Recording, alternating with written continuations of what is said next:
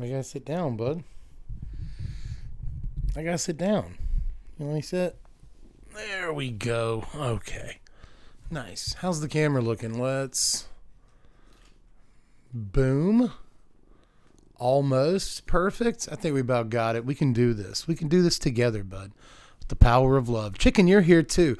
What's up, Wizards? It's Deb from Mtg. We like it at Magic, and in case you hadn't heard, Wizards has lost their mind. Again. About what? It could be 7 different things. This time, it's the whole standard thing. I guess the Pinkertons thing happened, and they got a bunch of press from that, and they were like, oh, quick, we got to do something crazy, and I guess extend standard is what the board landed on. Yeah, in case I'm somehow the first person telling you this, there's not going to be a rotation coming up. We're actually extending standard by a year. Chicken's upset about it. So just to catch you up, and so we're clear here, that means that both of the Innistrad sets and Kamigawa and New Capenna, none of those are rotating out this coming up fall. Matter of fact, those sets won't be rotating until the fall of 2024, which is nearly a year and a half from now. Kind of a long time. And that's apparently how we're doing it from now on. Sets will, from here on out, get 3 years of standard playability rather than the usual 2. So obviously the point of this video now then is that good? Asking the real questions here, but that's really a hard one, because at first my knee-jerk reaction to this was like, no, I don't like it. I'm a baby. I don't like it. But, I like to, as you know, if you watch this channel ever for these kind of videos, I like to give myself 24 hours to kind of like think on these things, marinate it, sleep on it, and really just like put some consideration and thoughtfulness into it. But this time I only waited like 12 hours. That means it's like 2 o'clock in the morning where I am right now.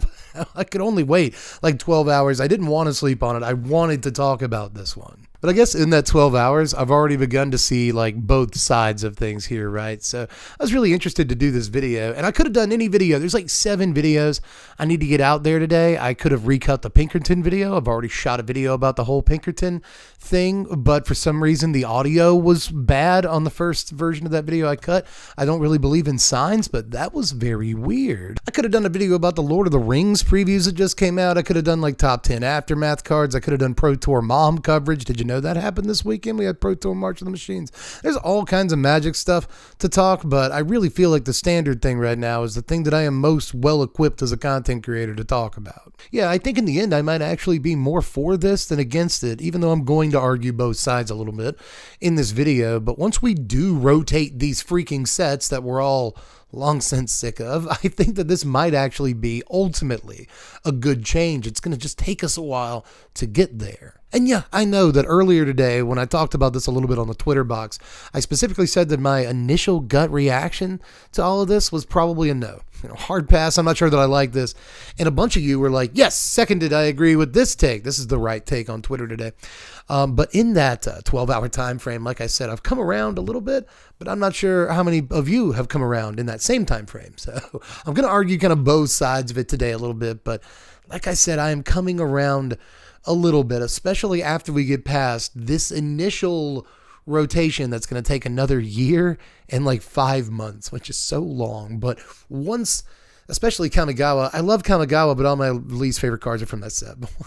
Once Invoke Despair and Fable of the Mirror Breaker rotate out of the format, and a bunch of other cards, the Wandering Emperor, Reckoner, Bankbuster, we could keep going. There's a lot of them, but once they all finally do rotate out of the format, I think ultimately this will have been a good decision. But I guess the part of the question there is, can Standard survive that year and 5 months? I mean, Standard at this moment is more stale than a behind-the-couch potato chip. I can't believe they had the stones in that statement to be like, oh, we've proven that Standard can be a fun format with Pro Tour March of the Machines. That's happening this weekend. That's a fun format, and it proves it. And it's like literally half of the top 8 is the same deck. It's all Rakdos mid-range. Like, it's the same cards that you expect to see. Fable the Mirror Breaker, Blood Tithe Harvester, Shoulder the Apocalypse. It's Invoke Despair. It's just the same deck that you've seen like a million times already. There's a reason that it put 4 decks in the top 8. 50% of the top 8 is this one deck. On the other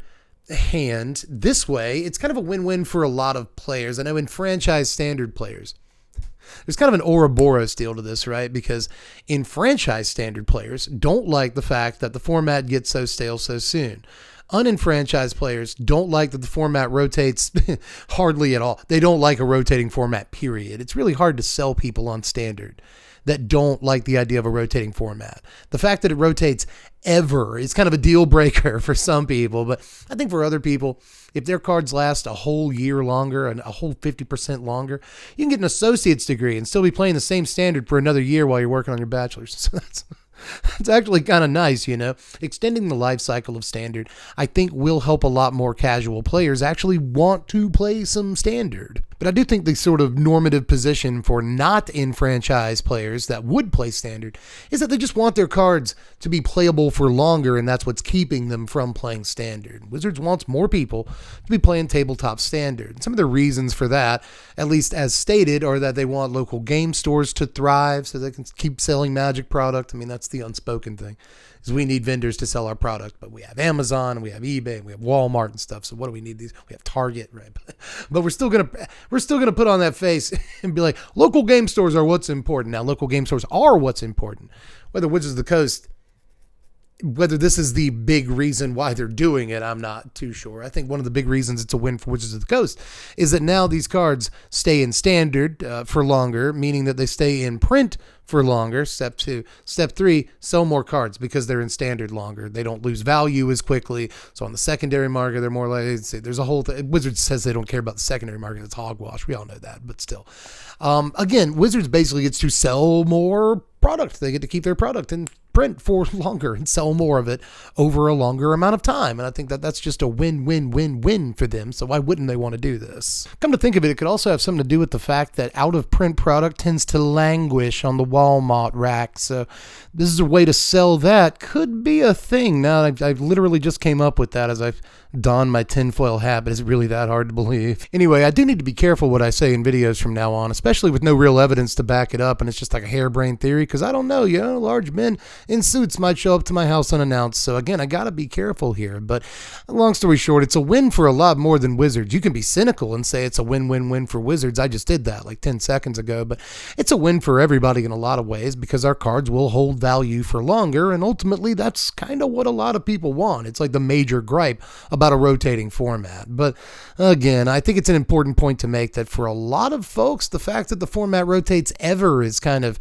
the major selling point against it. But ultimately, I think the benefits are there, right? A deeper Standard is a pretty good benefit. You know, right now we're in an 8-set Standard. We're about to be, I guess, in an 8.5 sets, an 8.25 set Standard when March of the Machine Aftermath comes out. So I guess there's that. And if they keep releasing like a micro set in every cycle, then I guess we'll end up having a 13 set Standard or something like that before it's all said and done. And that is a much, much deeper Standard that I think a larger card pool will definitely help deck diversity a good bit.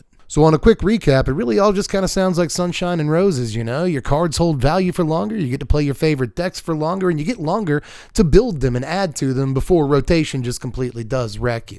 On top of that, a more complex card pool means, hopefully at least, more deck diversity over time, and these are all pretty good things. And I'll remind you that Wizards even said as part of that statement that they're going to try to aim for standards that are more mechanically diverse and synergy-driven in terms of the deck design and stuff, and not just like purely mid-range piles of good cards. And if they can pull that off, that's probably a good thing too. However, your enfranchised players have been telling you for a while that Standard is super duper stale. And this is where that Ouroboros that I mentioned a couple of minutes ago comes in. You probably wondered where the heck that analogy went. Completely off the rails, but this is where I'm going to bring it around, I promise. Do you get that pun? That's a good pun, but one way or the other, you have enfranchised players telling you that the game is stale.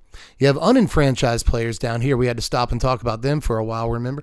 Unenfranchised players down here saying that Standard doesn't last long enough. Well, what happens if you turn those unenfranchised players into enfranchised Standard players that play Standard all the time?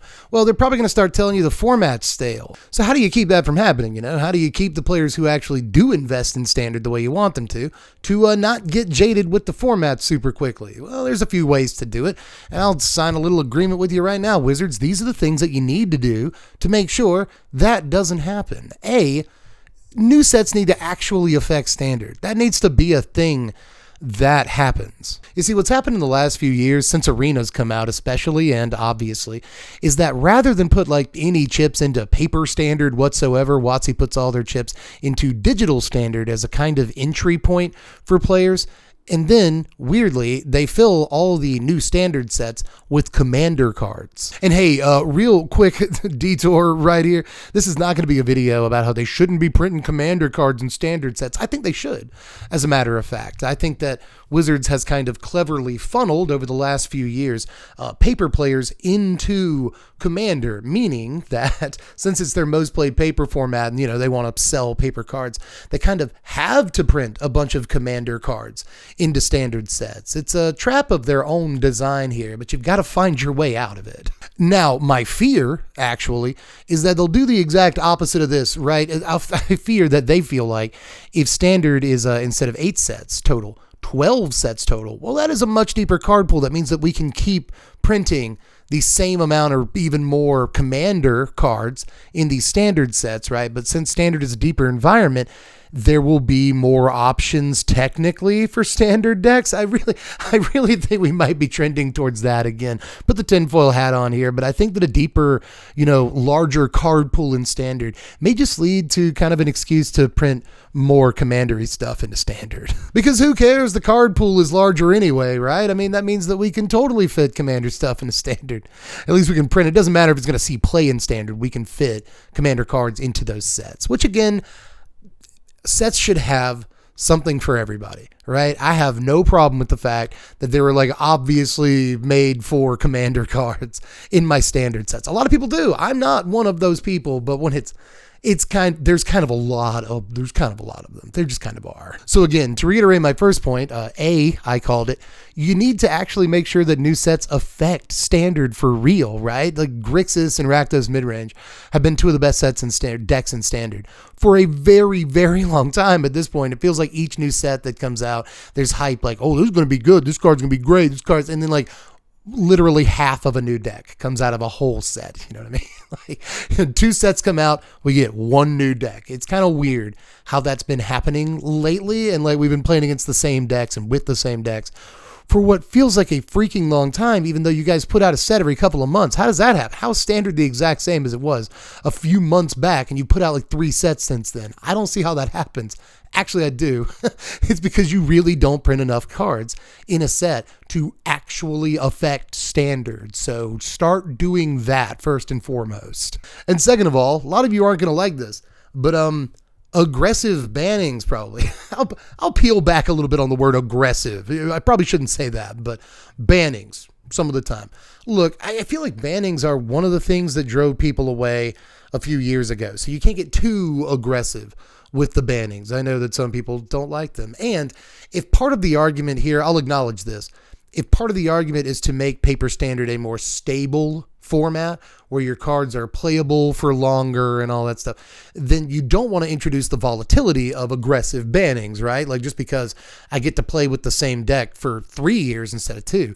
Well, if my deck is more likely in this case to be banned out of the format, that's a more volatile format really. So I don't know if aggressive bannings are really where you want to go, but I think that right now, I think that before you really get the ball rolling on this plan, well, I say right now, I say in a couple of months is probably the best time to start that. You don't have to continue with aggressive bannings, but I think that March of the Machine Aftermath is coming out end of this month, right? So maybe you wait and see if that has any sort of effect on the environment. I doubt that it will, to be quite honest with you. But you see if that has any sort of effect on the environment. You give it maybe 3 weeks or a month. And then in July, that's when you ban some stuff. And over the summer, waiting on the new set to come out, Wilds of Eldraine, we now have a functionally new standard over the summer. You've done stuff like this before, which is the case, and I've enjoyed it in the past. I'll enjoy it again. You know, I'm not going to do like a whole top 10 here, but there are a number of cards that I would like to see out of my standard. And you know what's funny is I've said before, a little, again, going off the rails slightly here, babbling, but I have said before, I am going to miss Streets of New Capenna. I think it's a really cool set. I'm especially going to miss Kamigawa. I think it's one of the best sets they've put out in the whole 8 years I've been doing YouTube, right? I love Kamigawa as a set, but there's a bunch of cards from that set I can't stand. I don't want to play against Fable the Mirror Breaker. I don't want to play against Invoke Despair. I don't want to play against regular Bankbuster anymore. The Wandering Emperor, there's a bunch of stuff. I've got a bunch of them listed out here, Blood Tide Harvester, Triomes from New Capenna. I mean, there's a bunch of cards that I would like to never see again, and I was really looking forward to never having to see again come the fall. So here's my solution. Don't ban those cards. Right, I know. It sounded like I was going to say just ban those in July, and then we'll have a new standard. I think, and I think I'm going to get some support on this, even though every time I brought it up in the past, some people are like, oh, it's stupid, don't do it. But I think that we are in the kind of world in Standard right now where I think people would appreciate a return to restriction. I think that would be okay because it wouldn't completely rip your cards away. It would help sort of solve the ability to curate long environments like a 3-year Standard, right? While still allowing people to play with their cards, we're not going to ban Fable of the Mirror Breaker outright. We'll just restrict Fable. We'll restrict the Wandering Emperor, I guess. You got to restrict something from Mono White. That's another fun game is what do you restrict so that other decks don't take off? Was Mono Red going to take off? No, let's restrict Kumana faces Kakazan. It was just the first thing that came to mind. It could be Swift Spear or Phoenix Chick or something, but you restrict a card and it's not as harsh as banning. You still get to play with the card. If it's a mythic or something and people spend wild cards on it, people can still not build decks around it, but put it in certain decks. I've always really liked the idea of restriction, and I don't know why we decided to completely nix that. I think it's silly to nix that. And again, I think that people would be more comfortable with the idea of still getting to play with their cards a little bit than not getting to play with their cards at all. So again, just a quick recap of the main points here. On the one hand, I like my cards holding value longer, and I like a deeper, more complex card pool in Standard. I think all of these things are just obvious net positives, but if you're going to do that, you got to commit to it a number of ways, which means you got to curate your format a little bit more aggressively. I know I don't like to use that word, and again, consider using restrictions to do so. And you've also got to make sure that each new set you put out actually affects the format and makes that churn a little bit more palatable. But there's a lot more to be said about it than that, and I'm sure that I missed a few key points that I wanted to get at. There's just so much to say about this topic. Again, it's really weird to me that Wizard just came out of the blue today this is what we're doing in Standard. I had a dream is what happened. I woke up today and I was like, we need to change Standard. So I don't know. In the middle of Pro Tour weekend, they decided to throw this thing in our laps. So it's wild timing for a few different reasons. Again, Bankertons and such, but still, it sounds like they wanted to get anything to move the news cycle off of that. So I'll tell you what, we'll throw a dart at the board. It landed on Extend Standard.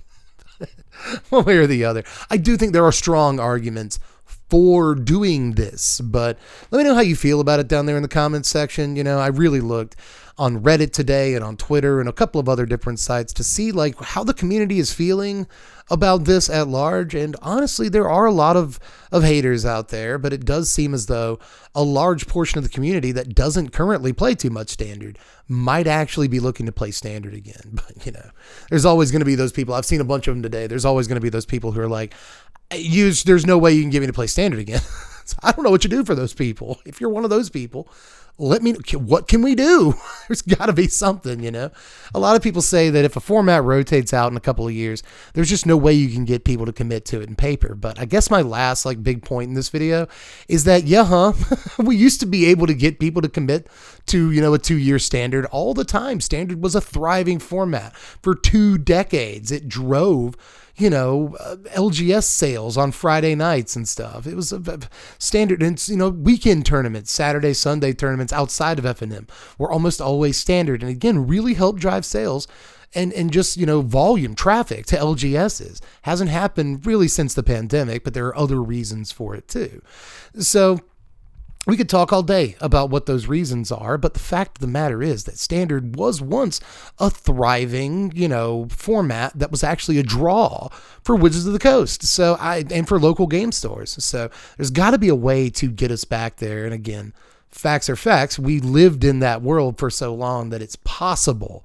I don't know if it's possible in 2023, but fact of the matter is, again, that there were people invested and interested in Standard for 2 decades. So we can get there again. And there's a bunch of ways I haven't addressed. More budget options is a really big one that I, of all people, right, should bring up. We built our gravy, whatever that means, on budget decks here on this channel. So again, more actual budget options instead of every Standard deck costing like $350 or more. That would be another pretty good start right there. But anyway, there's a lot, again, to be said about this topic. So let me know how you feel about this down there in the comment section. I am all ears reading your comments. Aside from that, before we get out of here, we got to pick the couch card of the day while I do self-promotion. Guess while I fish around in here, I'll tell you that the Patreon is probably the most important thing to making sure that I continue to do the channel. Right? It's one of basically the only, reliable income stream that I get every month, and it makes sure that I can pay my bills and still do this. So if you like my content, you want to help out a little bit, it's just $1 a month to do that. I would really appreciate your support right now, and you get to vote on what we do around here. Like I said, there's like 20 different videos I want to do right now. So if you want to kind of vote on what order they come out in, check out the Patreon, link in the description. You can also see me play some Magic on Twitch. Link in the description for that. There's other videos in the description, all kinds of stuff. But I think that's all the self-promotion. Oh, yeah, subscribe if you haven't done it. Or resubscribe. Who knows? But one way or the other. What did we get? Oh, neat. We got Zalfirin Commander. The worst knight in your Knight's Commander deck is what this is. In case you don't know this about me, I've said it like a million times. I really like Zalfirin Knights from Mirage Block. They're like my favorite grouping of knights ever. They were one of my first, tribal decks way back in the day. I really, really like Mirage Knights. And this is an interesting one. It costs 3 mana for a 2/2 with flanking. Old school. You know what flanking is. Basically, whenever a creature that doesn't have flanking blocks this guy, the blocking creature gets -1/-1. Right. So just in case you wanted to know that. But you can pay 1 and 2 white for this guy to give target knight +1/+1 till end of turn. So 3 mana to give any knight +1/+1. It seems like it should go in your Knight Commander deck.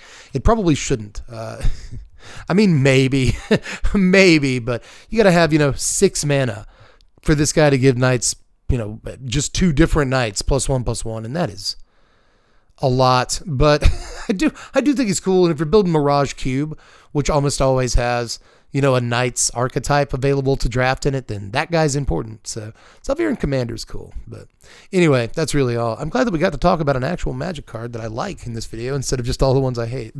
Anyway, that's all I got for this one. I hope you guys enjoyed it. I liked being back on the couch again for once, but we do all kinds of stuff around here. We standing up and playing games on the computer, and so we do all kinds of stuff. So make sure to check back by and see if you like the content that we do around here, and then maybe, just maybe, you'll be the first person to subscribe to a channel on YouTube in the last 4 years. I'm sure no one does it anymore. It's a dead art, but give it a shot if you haven't done it. Feels good to subscribe. Anyway, I got to get out of here for this one. Start editing this ridiculous video where I just ramble, just babble. But anyway, I hope you were able to get something out of it.